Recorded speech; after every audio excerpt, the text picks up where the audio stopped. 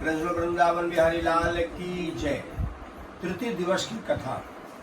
श्रीमन्नारायण नारायण नारायण श्रीमन्नारायण नारायण यण केशव नारायण नारायण नारायण केशव नारायण नारायण नारायण लक्ष्मी नारायण नारायण यण लक्ष्मी नारायण नारायण नारायण वैकुंठ नारायण नारायण यण मुक्ति नारायण नारायण नारायण मुक्ति नारायण नारायण।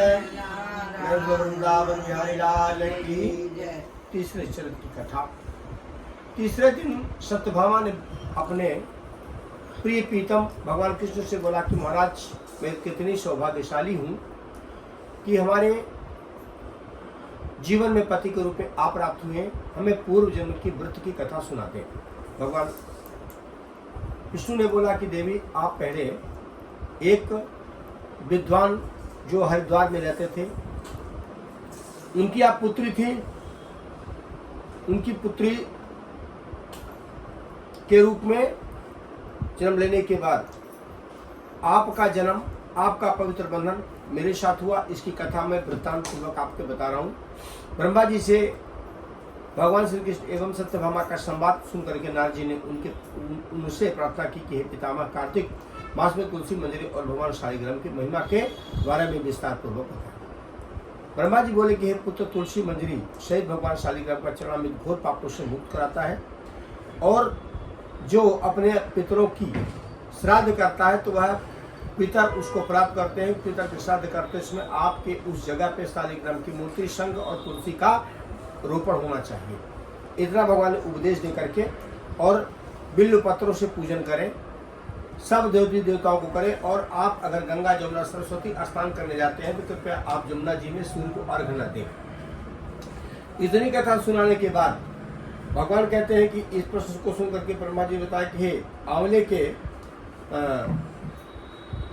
आंवले के फूलों एवं पत्तों से भी भगवान का पूजन करें। आंवले के वृक्ष के नीचे बैठ करके भगवान की पूजा करने वाला सोने के आंवले प्राप्त करता है।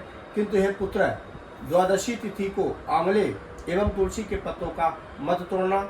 जो मनुष्य द्वादशी तिथि को आंवले तथा तुलसी के पत्तों को तोड़ने का अपराध करता है वह नरकवासी होता है।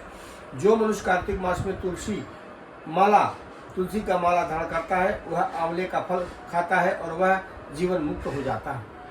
कार्तिक मास में व्रतधारी को ब्राह्मणों को सम्मान सहित भोजन, पुष्प, चंदन, पान, दक्षिणा देकर के प्रसन्न करें।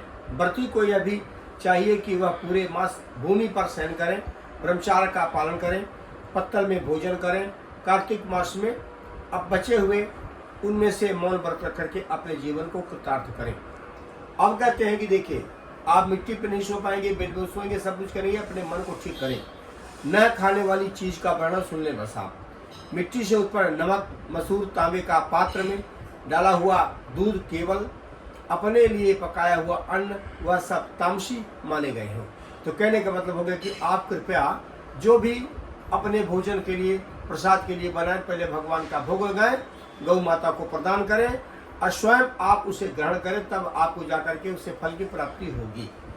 प्रतिपदा को पेठा, दूज को बैगन, तृतीया को गोभी, चतुर्थी को मूली, पंचमी को बेलफल, षष्ठी को कलिंदा, सप्तमी को आंवला, अष्टमी को नारियल, नवमी को जंगली घिया, दशमी को परवल, एकादशी को बैर, द्वादशी को मसूर, त्रयोदशी को पान, चतुर्दशी को एवं अमावस्या अथवा पूर्णमासी को फल वाला साग का सेवन नहीं करना चाहिए। हे पुत्र, कार्तिक मास भक्ति भावना को बढ़ाने वाला मास है, इसलिए श्रद्धालु मन की पावनता के लिए भोजन पर विशेष ध्यान दें।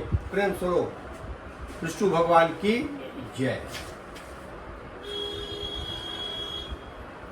श्रीमन्नारायण।